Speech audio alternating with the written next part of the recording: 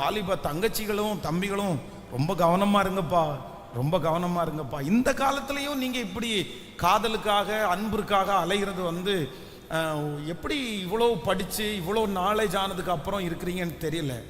அது எப்படி ஃபேக்காக இல்லை? உங்களுக்கு இந்த டைம் என்ன பண்ணணுமோ அதை பண்ணலாம் இல்லை? அதனால் எல்லா அன்பும் மாயை.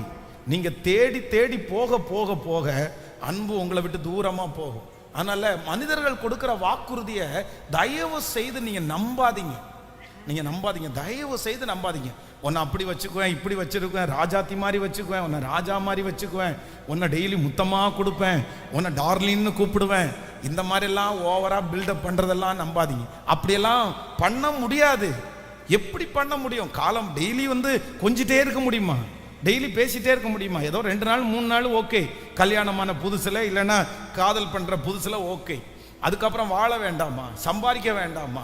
பிள்ளைகளை பார்க்க வேண்டாமா? நிறைய கமிட்மெண்ட்ஸ் எல்லாம் வரதெல்லாம் செய்ய முடியாது. அதனால் எல்லாம் உண்மை இல்லை. நிறைய பேரை சந்திக்கிறேன்.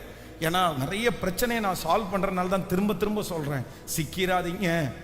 ஒரு வார்த்தை, நீ கல்யாணம் பண்ண போகிற பையன் அதே பையனை கல்யாணம் பண்ணுறேன்னு வச்சுங்களேன், அந்த பையன் ஒரு வார்த்தை உன்னை பார்த்து, நீ கல்யாணத்துக்கு முன்னாடியே என் கூட சுத்தனவாதானே அப்படின்ற ஒரு வார்த்தையை உங்கள்கிட்ட சொன்னாங்கன்னா, அந்த வார்த்தையை கேட்டுட்டு உயிரோட கூட இருக்கலான்னு தோணாது.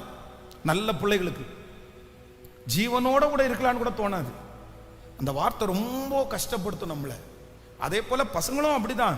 நீங்க திருமணத்திற்கு முன்பாக செய்கிற காரியத்திற்கு நீங்க அனுபவிக்காம இருக்க மாட்டீங்கன்னு சொல்லலை, கண்டிப்பா அந்த தண்டனை உண்டு. அதனால ரொம்ப கவனமாய் உங்க வாழ்க்கையை கொண்டு போறதற்கு ஆண்டவர் கிருபை தருவார். ஆமென்.